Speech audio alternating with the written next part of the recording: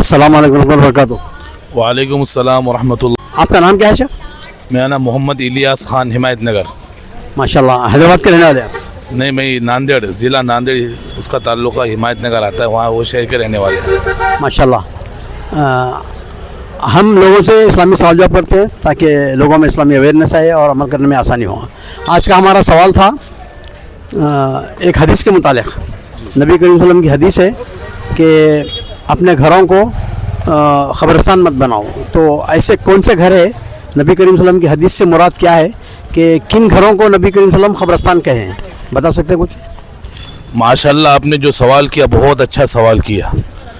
इसके ऊपर अल्लाह के नबी सल्लल्लाहु अलैहि वसल्लम की एक रिवायत है जिसके रावी हज़रत अबू हुरैरा रज़ियल्लाहु तआला अन्हु फरमाते हैं, अन अबी हुरैरा रज़ियल्लाहु अन्हु अन्न रसूलल्लाह सल्लल्लाहु अलैहि वसल्लम क़ाल ला तजअलू बुयूतकुम मक़ाबिरा, रवाहु मुस्लिम औ कमा क़ाल अलैहि सलातु व तस्लीम।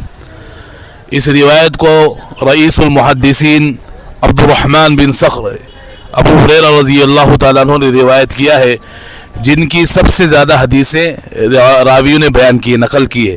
सबसे ज़्यादा हदीसें इन्हीं की तरफ से नकल की जाती है और सही और मुस्नद हदीसें इनकी तरफ निस्बत करके बयान की जाती है। इसमें इन्होंने फरमाया कि अपने घरों को कब्रस्तान मत बनाओ।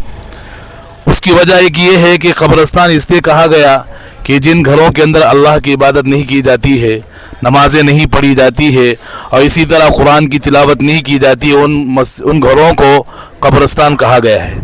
इसीलिए इस हदीस के अंदर इस सवाल की तरफ जो ने आपने सवाल किया था उसका जवाब दिया गया कि अपने घरों को कब्रस्तान न बनाओ। उसकी वजह यह है कि जिस घर के अंदर कुरान की तिलावत नहीं होती है कब्रस्तान की तरह है, और जिस घर के अंदर नमाज की और इसी तरह इबादत की पाबंदी नहीं होती है वो कब्रस्तान की तरह है।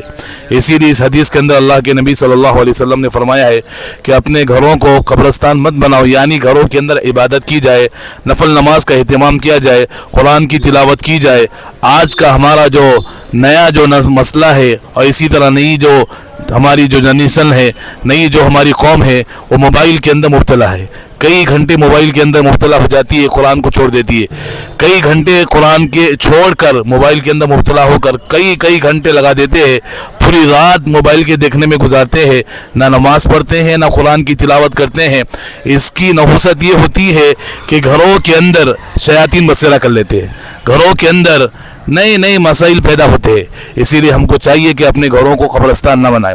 इसी तरह इस रिवायत को अबू हुरैरा लंबी रिवायत बयान की, उसके अंदर फरमाया है कि घरों के अंदर इंसान को चाहिए कि एक तो अल्लाह की इबादत करे, दूसरा नवाफिल का अहतमाम करे और तीसरी चीज़ है कुरान की कसरत तिलावत करे। इसीलिए अल्लाह के नबी की रिवायत है, जिस घर के अंदर सूरह बकरा की तिलावत की जाती है उस घर के अंदर शयातीन खबीस जिन्नात निकल जाते हैं। और इसी तरह 40 दिन की भी रिवायत है, जो बंदा अपने घर के अंदर 40 दिन सूरह बकरा की तिलावत करता है वहाँ पर अल्लाह रब्बुल इज़्ज़त शयातीन को कभी भी आने नहीं देते।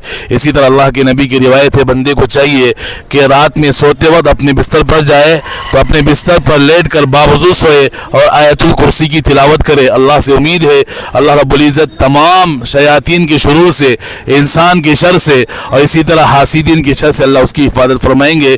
ये आपके सवाल का जवाब है। मैंने अपने अंदाज से जहाँ तक हो सका है दिया है, इसमें कुछ कमी बेशी होगी अल्लाह हमको माफ़ फरमाए और दीन मुस्तकीम पर चलने की तौफीक अता फरमाए। वबिदाख्ततिमु कलामी।